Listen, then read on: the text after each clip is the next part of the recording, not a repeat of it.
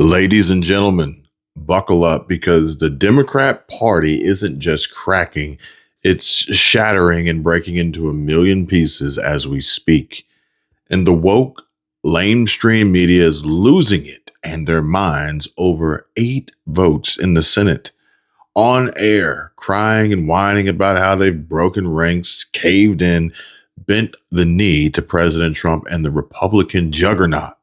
But folks, pay very close attention because the government shutdown drama is barely a breadcrumb on the banquet table of chaos. Because what has just come across my desk and is hitting my inbox and private messages and DMs is nothing short of remarkable. A massive, brutal bombshell that's rattling the left to their core, causing them to get so insanely desperate that they're sending out their minions in full force, trying to flatten the curve of this news before it gets out and it's too little and too late, leaving them with not many options besides either A, ignore it, or B, try and lie to cover it up. I mean, you got to think to yourself, how bad are things? How bad are things actually when you need to go on the failed, hate-filled, and racist, unemployed Joy Reid's podcast to say this? Conservatives are living in a completely different information world Absolutely. than liberals. And breaking that down needs to be done. Because when you don't ever even hear the facts, it's hard to even know that you're wrong. And that happens a lot. I mean, half of my job sometimes is knowing what the latest conspiracy is. Yeah. So that if it comes up, I'm ready to address it. Because it happens a lot where people don't even know that what they're saying or what they've seen and believe is not true. And so that happens a lot. And I don't come away from that saying, what's the point of this? People are just saying false things. I think that one time that person brings up something that is debunked and false and I debunk it at the table might be the very first time that someone out there has heard an alternative point of view. But poor Abby, there's no debunking this one. And the only point of view that we have here on my channel is the truth. Ladies and gentlemen, this story is exploding with wild, insane plot twists that seem almost unreal and too shockingly crazy to be. But just remember that the Democrats are, in fact, a corrupt gang of liars and cheats. And if there's one thing they love more than hating Donald Trump, it's fucking over every other American that they can, even if it's folks from within their own party. CNN reveals just now, insider polling is leaking like a sieve, exposing how the Dems are rotting from the inside out, infighting, backstabbing, and full-on meltdowns in real time. And the stars of this circus? Monkeys, really. Trained circus chimps would be a better term, but none other than AOC screaming into the void, Chuck Schumer flailing like a fish on dry land, John Fetterman going viral all across every medium of social media, Zohran Mamdani getting bombed by socialists in the nation, and Jasmine Crockett torching her own credibility with every unhinged rant. We do know that one of his friends has purchased Dominion. So it's going to be really important for us to educate all states that we can to make sure that their Secretary of States are like, we don't want the Dominion machines. Because I personally believe that ally purchased Dominion so that he could potentially play with the machines, because we know that they're trying to cheat by changing the lines for the midterms. And I think that they're trying to solidify their cheat potentially with the voting machines. Are you freaking kidding me? Are you serious? Without Dominion, let's just be honest here, folks, Joe Biden would never have stood a chance in 2020, and I would be willing to bet dollars to donuts that Tucker Carlson would concur. Jasmine Crockett's word really isn't worth the paper it's written on, baseless, and has about as much value or negative equity as a minted U.S. penny, which has been taken out of circulation, by the way, from the standpoint of any new pennies being made, because, well, they cost more to make than they're actually worth. Era for the penny. The Treasury Department is phasing out the 1-cent coin after more than 200 years. It's got a lot of sentimentality in this, I think. Fox Business's Edward Lawrence is at the U.S. Mint in Philly. One of my first trips with my parents was to a copper mine where they made mined copper for the penny. I just remembered that. Yeah. And yet copper is part of the problem with the penny. Price increases are what did in the penny, and the last penny will be minted today inside the U.S. Mint here in Philadelphia. They minted 2.3 billion pennies in fiscal year 2024, but no more after today. The cost of the penny to make it is actually 3.7 cents, penny only worth 1 cent, and that's material and production costs. The U.S. Mint lost $85.3 million in fiscal year 2024 making pennies. So back in February, President Trump called out the waste on the penny and directed the Treasury Secretary to take steps that led to today. Get rid of the penny. We're phasing out the penny, and while on the subject, should really consider phasing out these clowns who are lighting up timelines, detonating X feeds, and going mega viral across the entire internet for all the wrong reasons, but highly entertaining and hilarious and humiliating, deliciously self-destructive reasons. And AOC seen here. We talked about running in 2018 and machine politics in New York City. There's too much money. There's too much relationships. It's too long-tailed. Don't even bother. Don't even bother because it's just the deck is stacked too high. And we didn't listen. And a lot of times in that moment, it was seen as naive, maybe even politically, uninformed, to try anyway. But we did. And we marched ahead in a distinct rejection of cynicism and a rejection of accepting a dystopian reality in this country. We choose to reject dystopia. That's what we did. We reject dystopia. And we said, even if it doesn't work out, I would rather go down trying than go down having accepted these conditions. And we said, even if it doesn't work. And they're willing to try anything and everything they can to get attention from the less than informed and lower educated members of society to further push their socialist agenda.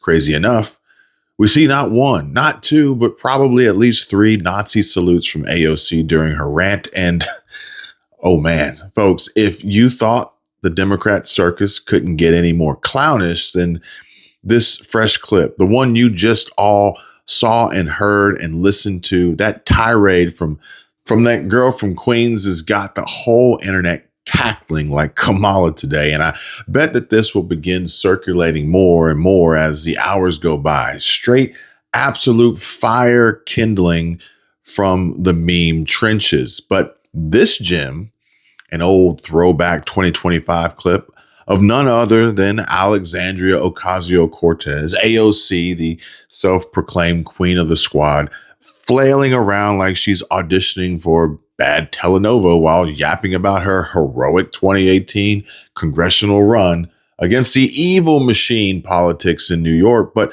picture this. There she is, eyes bugging out wider than Zoran's butthole at a gay bar or NYC nightclub after Election Day, her arms whipping around like she's conducting an invisible orchestra of chaos, jabbing the air, little kicks here and there, chopping hands like karate chops at imaginary billionaires, all but George Soros, of course. Her whole body twisting, she's going wild, hopped up and over-caffeinated on one too many soy lattes. She's rambling on, nonsensically, belting out lines about smashing the entrenched powers and rising up from the Bronx. But it comes off less like a battle cry and more like a woke hot yoga fail. I mean, emphatic? Sure. Coherent? Not even close. It's just more disjointed word salad served from the less new Democratic Socialist wing, with a side of frantic flailing that makes you wonder if she's signaling for help or just allergic to teleprompters. The post is blowing up faster than AOC's latest Met Gala meltdown, and over 1,200 likes, 2,200 plus replies in hours, and the comments are piling on the sarcasm like it's free popcorn at a bad Stephen King movie. But AOC has somehow mastered the art of being able to pass, like gas, so much hot air that get popped in a real debate. And man, oh man, I can't wait until the midterms and those debates begin. Get your popcorn ready, folks. And I'm not sure if I'm more excited to see Dems destroyed by MAGA or Democrats like AOC battling other woke libtards like Gavin Newsom. One of the comments I read had me absolutely cracking up, and because they were like, AOC's hands versus Gavin Newsom's swarmy smirk. Who wins the puppet show?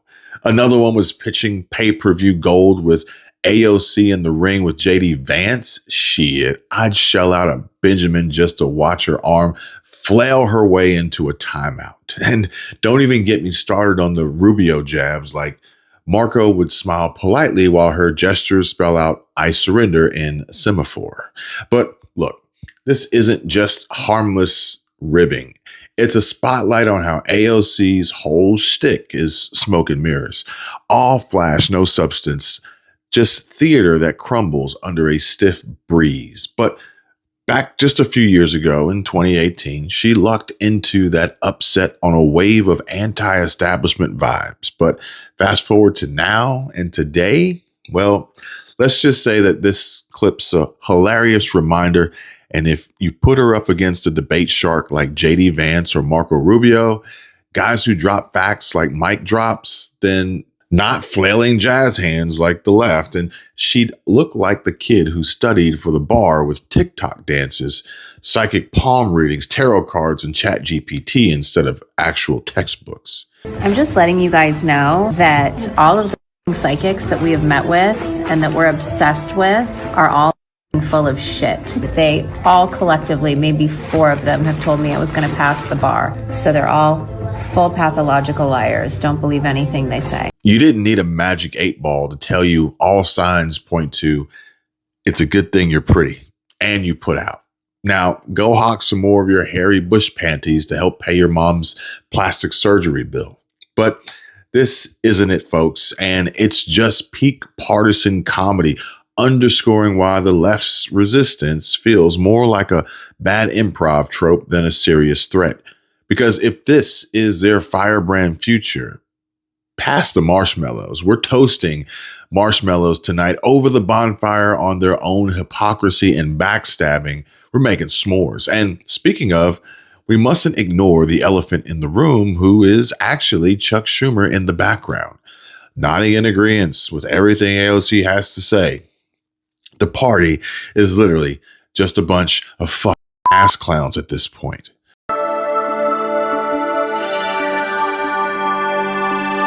Hey guys, welcome to the Liberal Hive Mind, a channel solely focused on exposing the abundant hypocrisy of the left. Here's your meme of the day, brought to you by FiveMind.com. Well, the revolution seemingly only lasted a little news cycle. You know, last week there was confetti flying in the air. A socialist revolution is about to take place in New York City. Kumbaya. Systemic racism, systemic poverty, and inequality, medieval capitalism has been defeated. New York is about to trailblaze and vindicate everything Hasanabi has ever said on Twitch.tv. I no longer have to prove that this kind of politics works.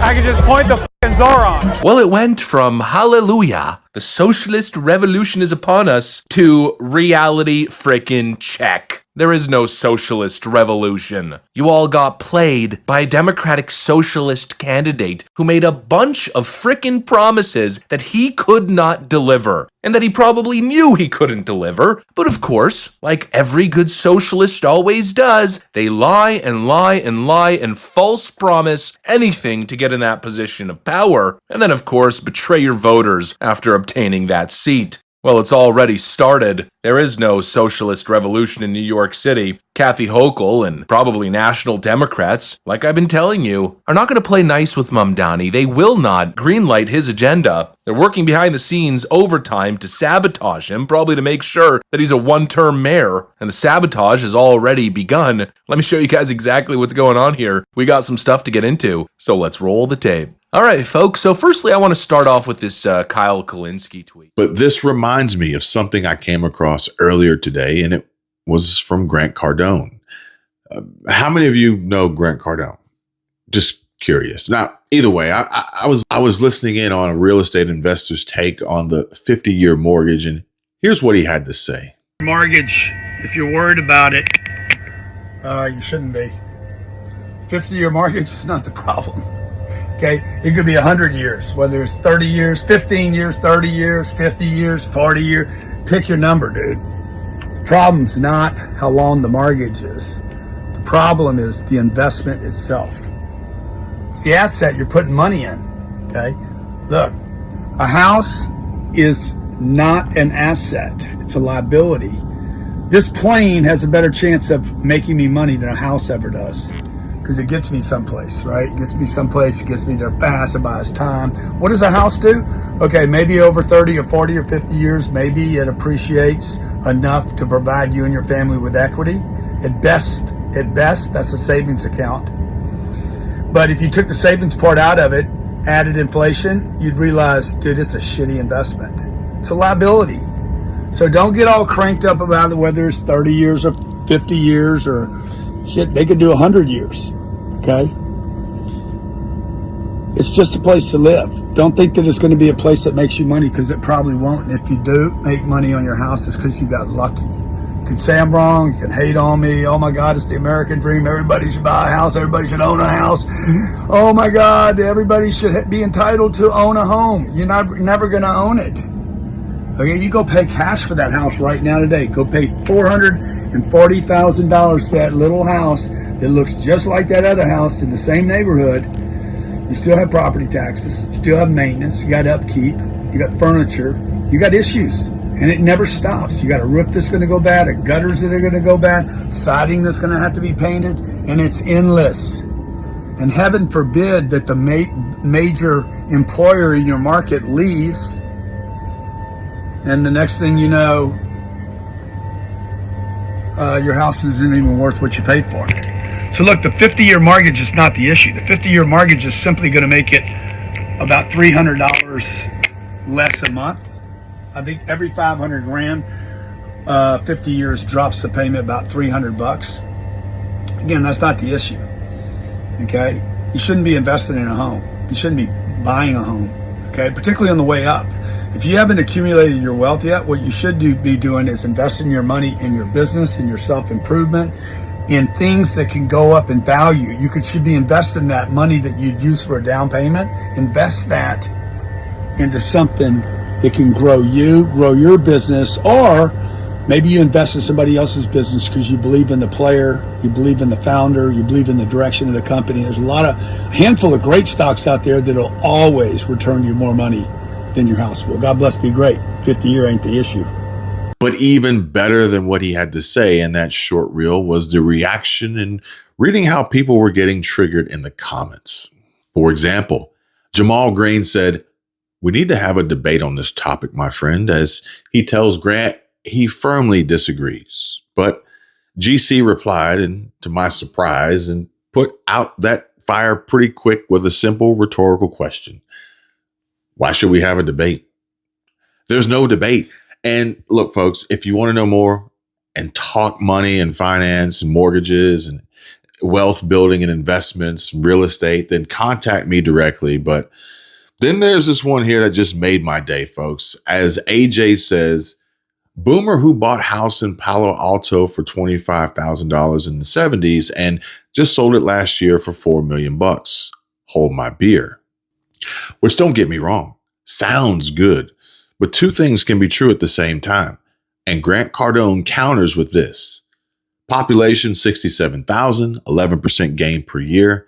If you would have invested the same money in Apple stock, it would have been worth $67 million. Hold my door and grab my bag, bitch.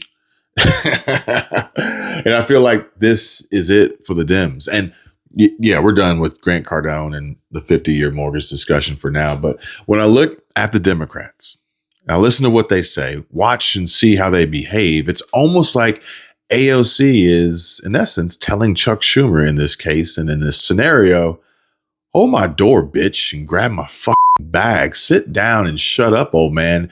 Your time is done. It's over. Resign or quit, one or the other, because there's a new party in town and it's being led by a 36-year-old former bartender from Queens. Maybe. I'm not really sure about that one. I'm not really sure where Sandy Cortez is really from or how she grew up, but the DSA is real and the Democratic Socialist agenda, or Democratic Socialists of America, are here. And they are around. Well, sort of. So let me explain, because what you're about to hear next, call it the smoking gun. The quiet part screamed out loud. The proof that their entire game isn't about America. It's about ego, power, and winning at any cost, even if it means burning the country down to spite Trump. Stay locked in, folks. This one's about to get nuclear. And folks, stick with me here and let's cut through the noise right from the jump, because if you're like me and you're fed up with the endless spin cycle of fake news and virtue signaling drivel, hit that subscribe button and thank you, because it really helps out a lot. Now, take a look at this. Polls are popping up everywhere asking if Senate Democrats are doing too little to block President Trump's every move. Like they're handing out participation trophies for obstruction or something. But come on, that's the wrong question entirely. All right, backlash this morning for Senate Minority Leader Chuck Schumer as division grows among Democrats over the deal to reopen the government. California Congressman Ro Khanna going so far as calling for Schumer to be replaced, saying he's no longer effective. CNN chief data analyst Harry Enton joining us now. How are Democrats feeling overall about Schumer? We've seen a lot of comments from some House Democrats, but what about overall? What about Democrats nationwide feeling about Chuck Schumer? I think the word of the day is terrible, terrible, terrible, terrible. To quote another Charles Barkley when it comes to Chuck Schumer, look at this. Least popular Dem Senate leader ever. I looked at all of the polls going all the way back since 1985. The one who has the lowest rating among Democrats is in fact Chuck Schumer. Look at this. He's underwater with Democrats. His own party, he's underwater. He's at -4 points. That makes him the least popular guy for a Dem Senate leader going all the way back since the mid-1980s at least. Do you have a sense of why? Why?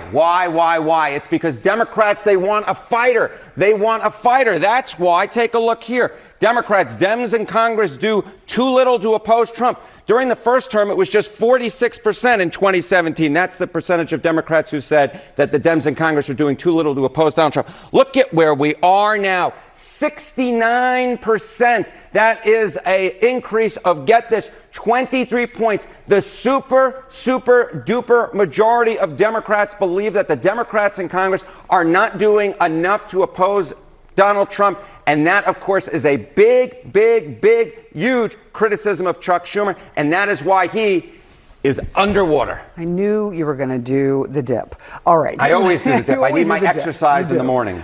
There has been talks of a challenge to Schumer. What are you saying on that front? Who looks like they're in place to do it? Okay, so you see this opening slide here, and you see, of course, that Chuck Schumer is underwater with Democrats nationally. But, of course, the ultimate way to get Chuck Schumer out of office is to beat him in New York State. So how do New York State Democrats feel about Chuck Schumer? And take a look here. The net favorable among New York Democrats. Chuck Schumer is above water with the Democrats in his home state, but just by 16 points. Look at Alexandria Ocasio-Cortez running way ahead. If she decides to challenge Chuck Schumer and come 2028, she's got a real leg up on the competition. I dare say at this point she would be the favorite to beat him, which would be something that would just blow my mind, even just a few years ago, given that Chuck Schumer, of course, is a New York born and bred type of guy. Yeah, those are incredible. Look at that, 30 points ahead. My goodness gracious. That's a lot. All right, Harry Enton, you're always 100% ahead of the curve. Ah, I do appreciate you. Thank you.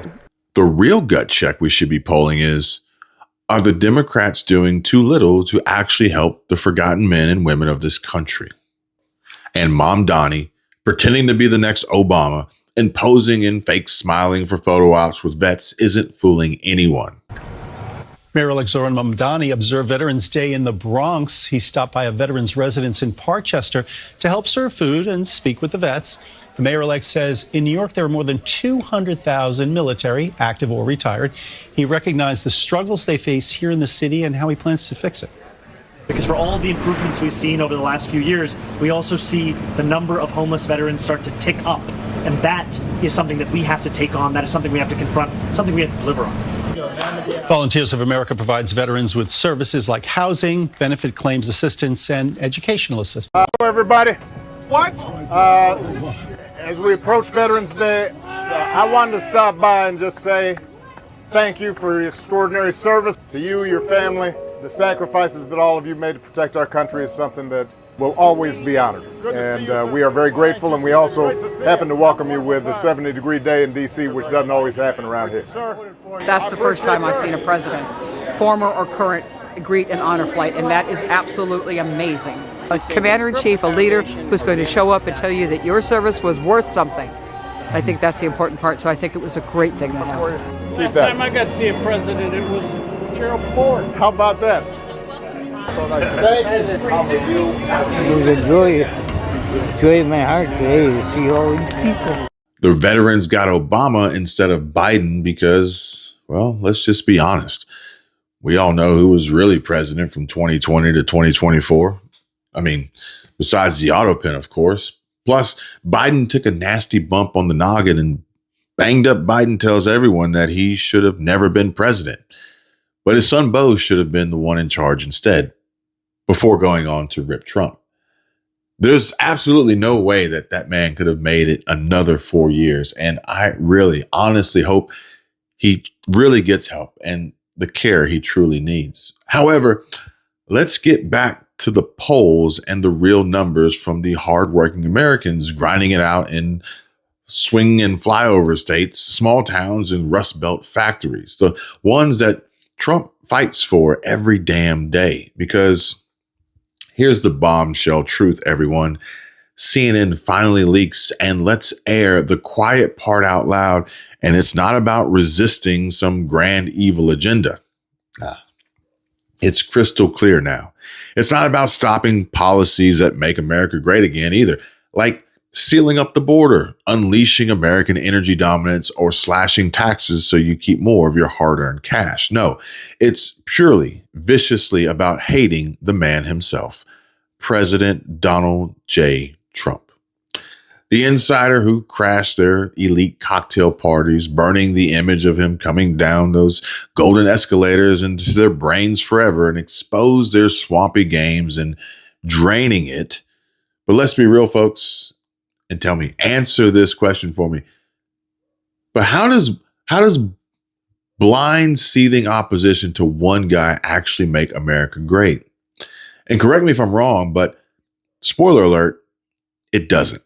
It just drags us all down into the mud with them. And you know what they say about fighting with pigs in the slop, right? The demon rats are up to something, and this isn't some noble crusade for democracy or whatever buzzword they're peddling this week. It's pettier than a high school popularity contest where the cool kid sabotaged the new guy just because he won't kiss the ring. Remember those cafeteria cliques? Multiply that by 1,000 and then double it. Oh, and then arm it with taxpayer dollars, and you've got the Democrat playbook 101. And I don't know about you, but I'm done with that juvenile bullshit. I want leaders who lift us up, making our families safer, our wallets fatter, our communities stronger, our country greater. And you know what? Not these power-hungry divas who trample anyone in red hats, crush small businesses under regulations, starve innovation with their green fever dreams, and straight up try to erase patriots who dare to love this country unapologetically. I mean, all they care about is winning, power, control, at any cost to you, me, or the red, white, and blue. This isn't hyperbole either, folks, and I'm not exaggerating here. check this out. Because I stumbled onto this gem today that lays it all bare, like a leftist confession booth of some sort. It's an article in The Nation, the far left radical rag, but it's titled, Dear New York, a love letter from Jackson, Mississippi. Published just hours ago, gushing over the election of Zohran Mamdani as New York City's new mayor. Side note, this guy's a full-throated socialist, DSA poster boy. Some call him a communist, the kind who turned the Big Apple into the idea of rent-free utopia paid for by your taxes, while crime spirals out of control and bodegas board up left and right. But that's a video for another day. Oh, and also he isn't actually going to make anything free or freeze anything. All he's really going to do is steal your money, like the socialists have already done before and continue to do right now. And I have proof that I'm going to show you next. So stay tuned and locked in, folks. But this editorial here, which should be under the heading of fake news, it kicks off all lovey-dovey and says, we join the world in celebrating your election of Zohran Mamdani as mayor. Congratulations. So many of you showed up and showed out. Some of you have been building toward this victory for decades, organizing, talking with your folk, and building the trust they needed to believe their voice mattered. Regardless of how pundits try to erase your work in the spin, and even as the state comes after your groups for the work the public doesn't see, we see you. Thank you for your vision and tenacity. You did that for New York, for all of us. And I got to tell you guys, I'm not sure how they get to speak for all of Jackson, Mississippi, but maybe that's just how they like, maybe that's how they like to get down over there. But I would be willing to bet that there are some folks who are not thrilled about what comes next and are actually living in an absolute hell in the 39202 right now. But it starts off sounding just so sweet, right? Like a Hallmark card from the hood, you know, but then it hits the accelerator on the real truth bomb with this and says, we remember the glow, the unbridled hope, the cheer and well-wishers from around the globe. It is thrilling to break through long-standing political barriers to confront coordinated hate and powerful opposition and win. Boom. There it is, ladies and gentlemen. The quiet parts scream from the rooftops. And can you say coordinated hate? I mean, that's code for anyone who dares to push back against their woke revolution and includes us, Trump voters, law and order folks, capitalists who actually build things instead of burning them down. And who do they fear and consider to be a threat? Powerful opposition. Again, that's you and me.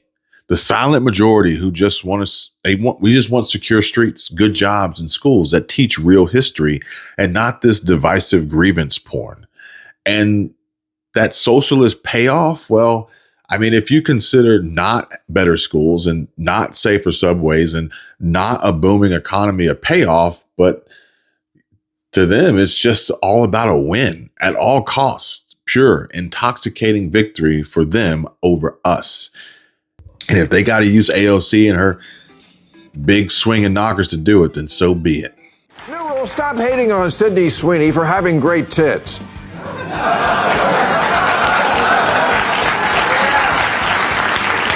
Okay. Yes, this was a Power of Women event, and tits are powerful. Or else you wouldn't be talking about them so much. And if you had hers, you'd show them too.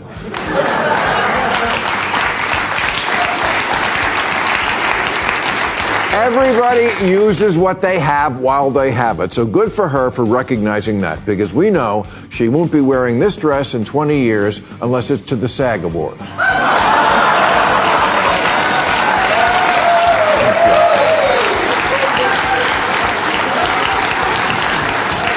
And who knows, maybe Sydney Sweeney and her great genes get more politically involved moving forward. But whether it's Bill Maher or CNN, we are being privy to the quiet part out loud, my friends. All they crave is that dopamine hit of domination, the rush of flipping the board, rewriting the rules, and hoisting their flag over the ruins. A rainbow trans flag of some sorts, maybe a Somalian flag or whatever flag they fly in Muslim countries. Now, this isn't about you, the struggling single mom in Ohio, clipping coupons to feed her kids.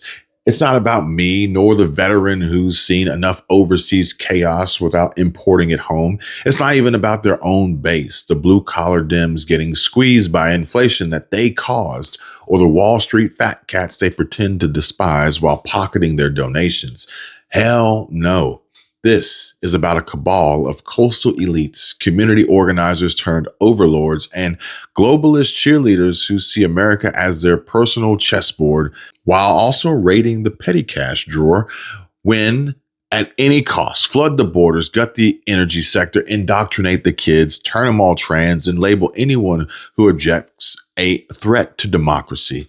They'll step on necks, they'll burn bridges, and they'll deliver pallets of bricks to be hurled at riots and sell out souls to get that crown. But wait, there's more, because here's where it gets so much worse.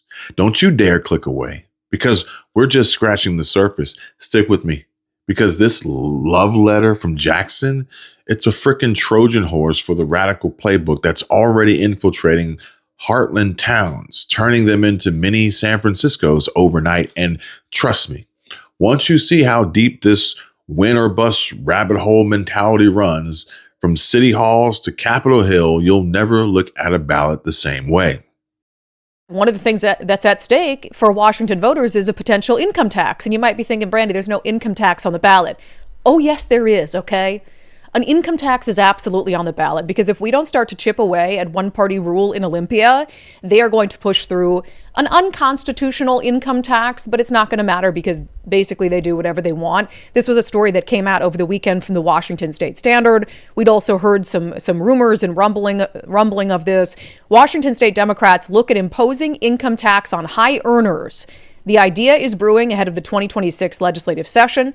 It would target those making above $1 million. Our state is one of 9 that does not tax wages. And of course, this has been the prize that Democrats have had their eye on in Washington state for a long time. And I really believe that this is what they have been working toward as they've passed new tax after new tax after new tax. I think they want you to feel so taxed out that they'll come to you and they'll sell this tale of, let us just do an income tax. We'll get rid of all the other ones, all these taxes that have a disproportionate impact on the poor. Let us pass this tax that would tax only people making over $1 million. Come on. Few of us make only over $1 million. We're not going to have to pay this tax. It's just going to be the richies of the rich. And I'm worried that they're going to be able to sell that to enough Washingtonians to make it possible. And when they say, and this is how, again, they'll spin it, you know how this works, tax the rich, tax the rich, tax the rich. And that's worked so many times. But when have those taxes ever stayed in the form that they were first passed in? I mean, look at the capital gains tax. It was like, oh, we're just taxing the Jeff Bezoses of the world.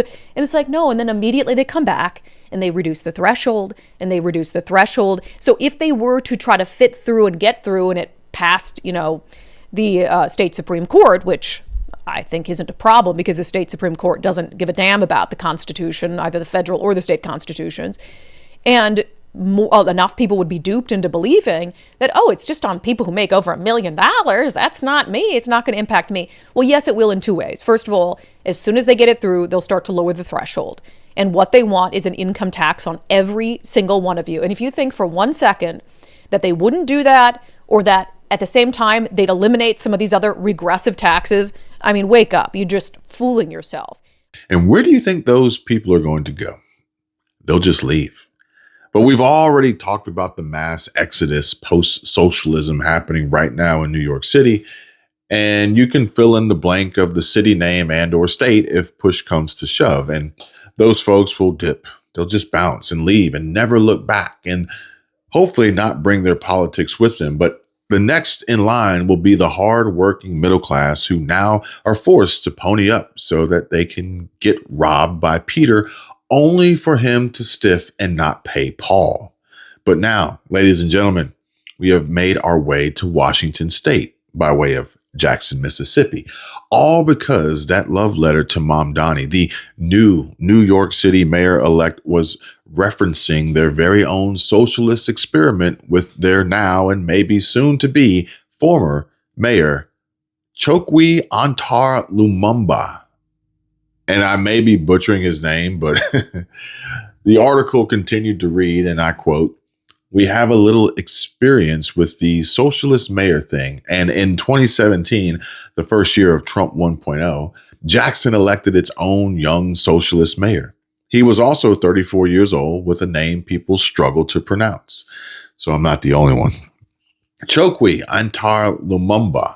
Then Jackson was a beacon of hope as people wondered aloud what more was possible if Mississippi, of all places, could elect a socialist mayor. And so with 8 years of hindsight, we offer 3 wishes as you start this governance journey. We wish you continued solidarity and collaboration. High hopes can dash quickly. Change takes time, lots of time, folks. For people new to the process, they need support in understanding how messy governing can be and why it's important to keep standing together in the face of shifting timelines and attacks. May their inevitable disappointment never be weaponized against what you have built. And may the veteran politicos who have supported you stay true to the movement's values and never undermine your hard work with cynical transactional politics. May the optimism and faith that inspired you remain through the hard times ahead.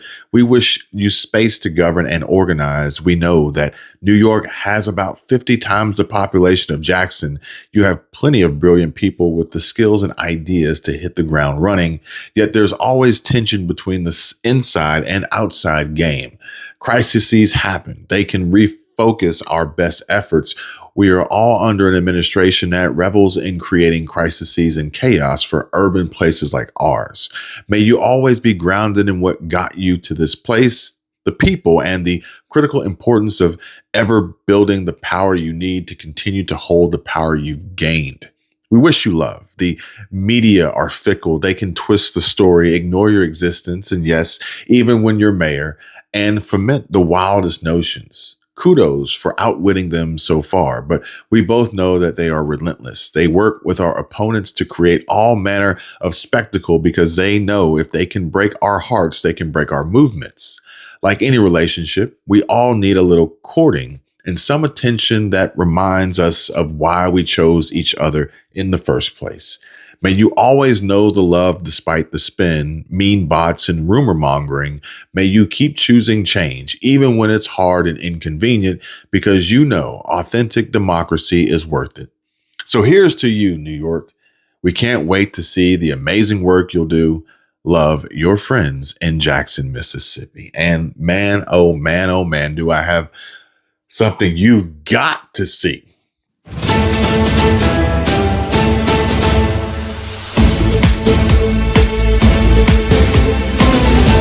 Well, Joe Biden's Department of Justice and Kamala's Department of Justice as well had just indicted another black mayor. Now, we know Mayor Eric Adams out of New York was indicted by the federal government. Now, Mayor Chokwe Lumumba out of Jackson, Mississippi.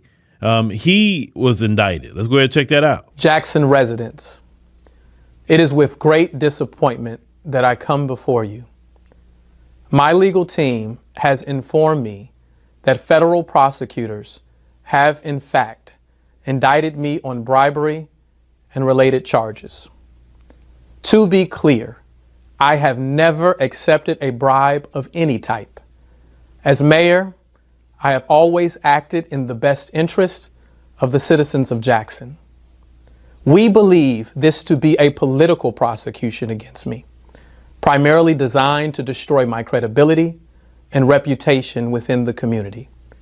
There is no coincidence in its timing being just before the upcoming mayoral race. My legal team will vigorously defend me against these charges. Again, while I am disappointed, I am not deterred. So I ask for your patience and your prayers during this process. Thank you. I feel Black America, you really dodged a bullet. You really dodged one with this election. And the reason why I say we dodged one, because if this is going on during Biden-Harris, with all these black mayors being indicted, them constantly messing with black people, you imagine what would happen if she had got in office?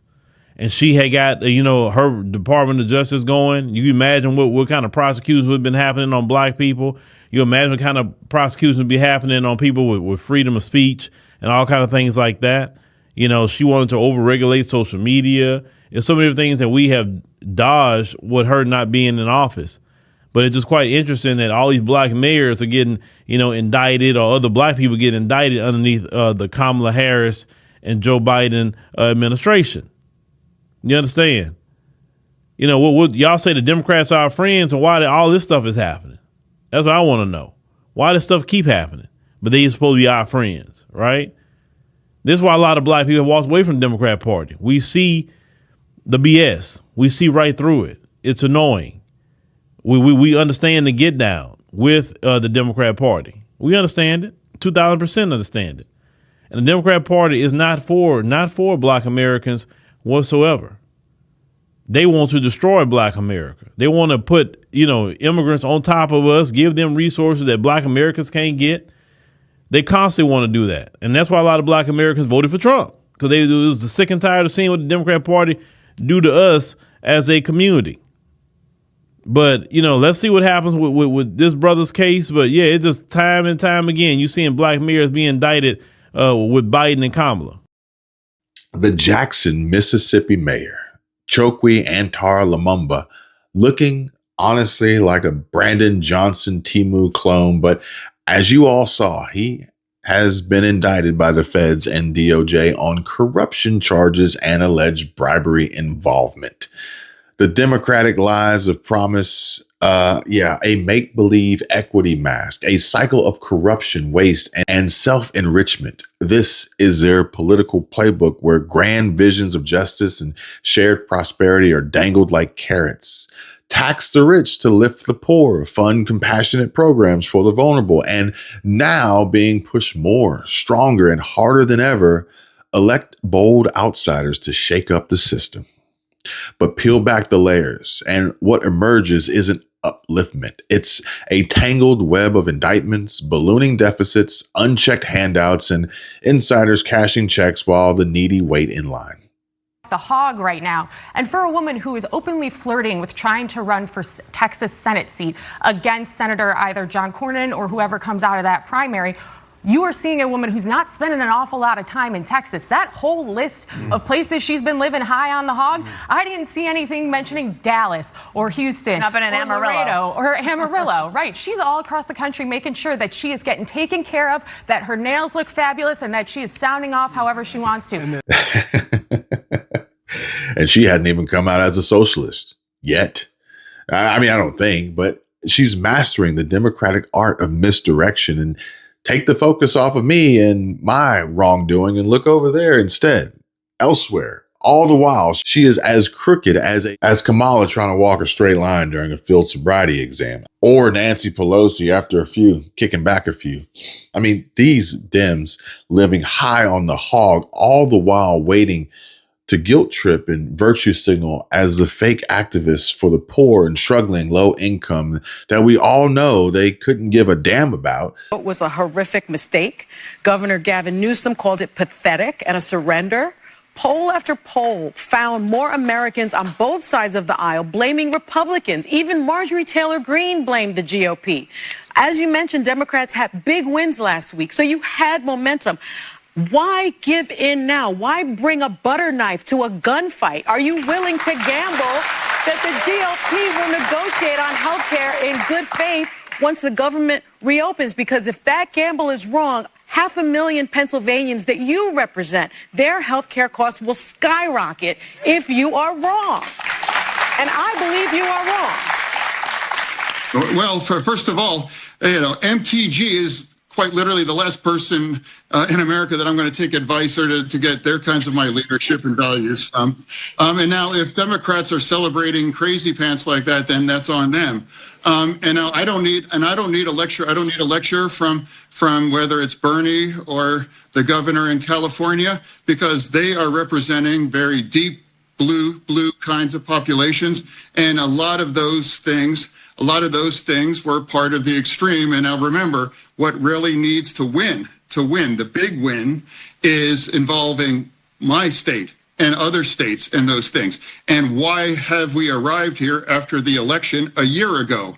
We want to forget. We got to forget some of the things that cost us that election. Or now, for me, it's like, that's why I'm trying to remind people that kinds of the extremism, we can't return to those kind of things and realize we need to find a way forward. And I would like to, rather than cite MTG, I'm going to cite one of the new governor-elects saying that my election is not a green light to continue the shutdown, because I promise you, this isn't a political game. It is viewed by that by many of us, but the reality is 42 million Americans now not sure where their next meal is going to come from, and because we vote like that, or people that haven't been paid for 5 weeks now, and that kinds of chaos.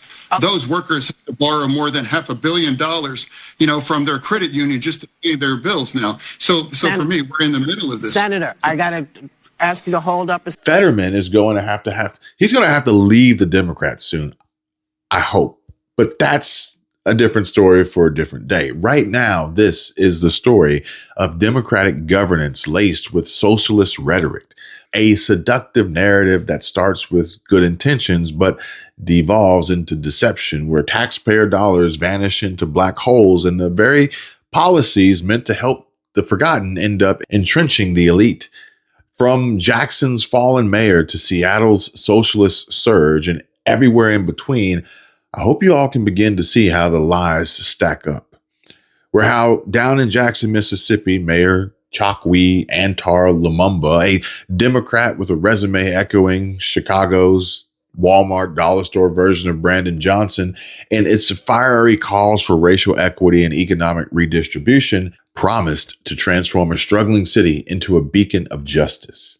Elected in 2017 on a platform blending civil rights activism with socialist-leaning policies, Lumumba rallied against systemic inequality, vowing to redirect resources from corporate welfare to community needs. But as federal indictments unsealed in November of last year revealed, those promises were allegedly a smokescreen for self-dealing. Lumumba, along with City Council member Aaron Banks and Hines County District Attorney Jody Owens, faces conspiracy and bribery charges for a scheme where undercover FBI agents posing as real estate developers dangled bribes, $50,000 in laundered campaign cash for Lumumba, jobs and security details for Banks in exchange for official favors on a downtown hotel project. They all pleaded not guilty, with trials set for July of next year. But a former council member, Angelique Lee, already copped a guilty plea to conspiracy charges and has resigned. But this isn't an isolated grift. It's the pattern, the playbook for the Dems. Calls from the left, shouting from the sidelines and onto the field while trying to stuff cash in the refs' pockets, hoping they'll look the other way. Rotten fruit of unchecked power and one-party fiefdoms where socialist ideals justify opacity. Jackson's water crises and infrastructure woes festered under Lumumba, yet the focus was on photo ops and donor perks. Now, where does that sound familiar? I wonder. And just for a reminder, in case any of y'all had forgot, Mom Donnie was polling at about 8%, but this photographer knew that that wasn't the whole story, and thus began the optics game and social media and TikTok influencer push, a silly and childish game that leaves me scratching my head, mind boggled, blown, and perplexed. The same crew who is now posting strange photos like these with captions that read, "Mom Donnie's wife is 1,000,000 times prettier than Melania." I mean, who does that? Let alone to make the comparison of two women, not even close to the same league, caliber, and class, before we even get into the age difference on this e-beauty contest that's being started by the same side of the aisle who don't want to lead off with looks and don't even know what a real woman is. It's just absolutely nuts. Totally insane and hypocritical. But I digress. Because as we pick back up in Jackson, Mississippi, it's the Lumumba Johnson archetype. charismatic reformers who weaponize victimhood narratives to consolidate control, only for the feds to expose the grift. And if this is progress, why does it always end up with handcuffs? Now, folks, let's move on to Washington's tax trap and a campaign slogan that should read, "Soak the rich and then squeeze everyone." The evergreen state, where Democrats peddle the same elixir, hike taxes on millionaires and billionaires to fund aid for the poor and close yawning budget gaps. Washington, one of 9 states without a broad income tax, faced a $12 billion shortfall this year and patched with the largest tax hike in state history. New capital gains surcharges are up almost 10%, estate tax rates ballooning to 35%, and sales taxes on digital services. Now, ahead of the 2026 session, Senate Democrats are resurrecting the income tax zombie, proposing a 9.9% levy on adjusted gross income over $1 million, framed as a fair share fix for the regressive tax code that hits low earners hardest. The pitch? Revenue for schools, housing, and transit, easing the burden on working families who shell out 8 to 12% of income on sales and property taxes versus 2 to 4% for the ultra wealthy. But voters have swatted this down and rejected it 10 times before already, and the state Supreme Court has ruled it unconstitutional under the uniformity clause. However, undeterred, progressives like Senator Jamie Peterson eye it as a $3 billion windfall, even as Governor Bob Ferguson feigns skepticism after signing last year's bonanza. But watch this, because here's the deception that goes unreported by the lamestream. And that's how these taxes don't stay laser focused on the elite. No. Thresholds creep down, just like how the capital gains tax started at $250,000 and keeps sliding. Worse, they boomerang on the poor. High earners facing a 5 to 10% hit could lose 50 to 100 grand in after-tax income annually. Slashing discretionary spending by 10 to 20%, that means fewer dinners out, down 15 to 25%, evaporated tips, and less gratuity for servers earning 30 to 50K, where tips could be 40 to 60% of their pay. And gutted donations. High earners give 5 to 10 times more per Giving USA, funding food banks and shelters. But wait, there's more. And gig jobs in the convenience services, those just vanished. Businesses flee to tax havens like Texas and Florida, sparking a 0.5 to 2% migration spike per the tax foundation models, and $1 to $2 billion in revenue holes. But the end result? Well, get ready, Washington, and brace yourselves, because here comes the shortfalls as they force sales tax hikes already at 8 to 10%, devouring 70% of low-income budgets on basics, simple necessities that have already seen surges from inflation and don't stretch quite as far anymore thanks to shrinkflation. The Democrats gloss over this completely, campaigning with tax the rich banners to bag votes and then ghost the relief promises on the trail, as some analysts have even described it as, and they'll try to sell the tale that it's just the richest of the rich that they're after until it falls on you, just like it will in New York City. It's not equity. It's a shell game where the house always wins, but you lose every time. Now, Katie Wilson enters the chat, the self-avowed socialist challenging Seattle Mayor Bruce Harrell in the 2025 race, a Mamdani-esque outsider whose Trump-proof Seattle and government-run grocery stores scream far-left fantasy. And those have all failed in previous attempts and versions, by the way, but what's the definition of insanity again? Anyway, as of recording this video, Wilson holds a slim lead with votes, something like 50.1% to 49.9%, with just a handful of ballots left, enough for the Seattle Times to call her likely victor after a nail-biting flip from Harrell's early 10,000 vote edge. Late mail-ins from young progressives sealed the surge, but her platform is all based on a refusal to shrink tent encampments, just case-by-case move, she says, which just so happened to echo Mom Donnie's state grocery policies and decry her outsider status despite a cushy path. But a little bit of a backstory on Wilson, a dropout of Oxford, just 6 weeks shy of graduation, but debt-free, of course, thanks to the bank of mommy and daddy and their cushy parental funding. Then, I'm not really sure if her pronouns, bounced through barista gigs and nonprofits before founding the Transit Riders Union in 2011. By 2019, she drew a $72,000 salary for 55-hour weeks, according to 2022 tax records, plus $60,000 to $99,000 from leftist outlets like Public Cola. Oddly enough, childcare goes unreported as mommy and daddy foot $2,200 monthly bills in pricey Seattle with periodic checks. She doesn't track those, of course. Meanwhile, Harold hammered her inexperience, pointing out how she has ideas but hasn't actually done anything. No ability to manage a budget. But much like Mom Donnie in the Big Apple, yet here she is, poised to lead a 4 million resident metro directly into the ground. Her insider's knowledge from union advocacy is just masking a silver spoon safety net. But if elected, expect more unchecked spending on equity experiments, echoing Jackson, Mississippi's woes, while donors like her parents bankroll the revolution from afar. But the tax man cometh for you.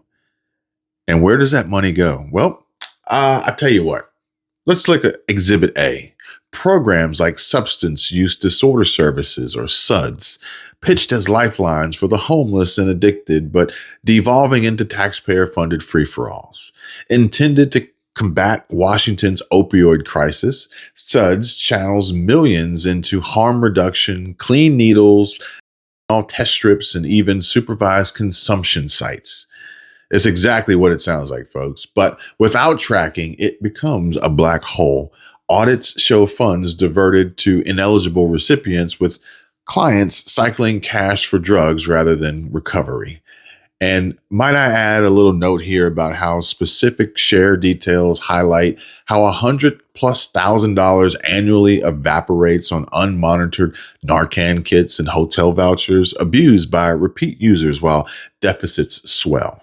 Folks, these aren't bridges to sobriety, they're enablers, costing $500 to $1,000 per participant yearly, yet yielding minimal outcomes. Recidivism rates over 70% per state records, and that's just a fancy way to say the tendency of a convicted criminal to reoffend. But with proper management and redirecting that to vocational training or shelters, it could actually offset billions in shortfalls. But sadly, no. Instead, it's virtue signaling waste, compassion for votes, chaos for constituents. Tie it to the income tax push, and new levies fund more SUDS-style boondoggles, not the poor's real needs. Remember what they campaigned on? I.e., your money wasted, stolen from your checks in the form of new taxes, and squandered and misallocated, which is just a fancy way to say it was stolen from you and used by bureaucrats for their own personal benefit. But don't worry, they'll be back to take more. It's nothing more than the charity con, and we have all seen when good intentions line pockets. Kids Wish Network, look at this. They raised $127 million. They paid the solicitors $109 million, and they spent percentage on direct cash aid to the actual kids is 2.5%. 2.5%. Look at the Cancer Fund of America. Less than 1% went to the actual thing. And who do you think is behind all of this? I was just in a cafe trying to get some work done, and the new mayor of New York City was in there, Zoran Mamdani, shooting an interview with NBC for some reason. Why the hell is he in this cafe in my neighborhood? And I gotta say, this is my choice to go to a cafe like this. It's extremely expensive. They sell chocolate bars there, Dubai chocolate bars, if you know what I mean, for $10. $10 fucking chocolate bars. This guy's a socialist, and he's eating a bar of gold that they claimed is food. It's a joke. It's a fucking joke. This guy's absurd. The drinks are $8 minimum. Chocolate bars through the roof. Croissants ass fucked with pistachio and chocolate, and everything's $15. And this guy wants free grocery stores. He's spending that much money. He's got 3 security guards. He's got a social media person with him, a young white woman who he may or may not have some sort of allegations coming from at some point. It's TikTok, so I can't say which kind. Sexual. That's bound to happen. He's got his young assistant, also white. He's got a security guard, tall, white guy, and a female black security guard, of course. A little diversity, throw it in the mix. A woman who can't defend him at all. That interview. Here's a guy who's talking about saving money. How billionaires are wasting money. We should be taking their money and putting it back into the city that I love. That coffee probably cost him $7,000 between all the employees he has surrounding him. And also, here's the kicker. I wish I had filmed this. I should have. I was actually trying to work like a moron. I should have been filming this whole thing. At the end of the interview, he walks out of the cafe. He called it a coffee shop because he wants to be a man of the people. It's an expensive Middle Eastern cafe. He walks out of the cafe into the street and gets into a black SUV. He doesn't take public transit. He's in an expensive black car. He's in the modern day limousine. Trump took limousines, and Mamdani takes black cars. At the core, it's all a money grab. Joe Rogan broke it down. He broke it all down. The Kids Wish Network raked in 127 million, yet only 2.5%.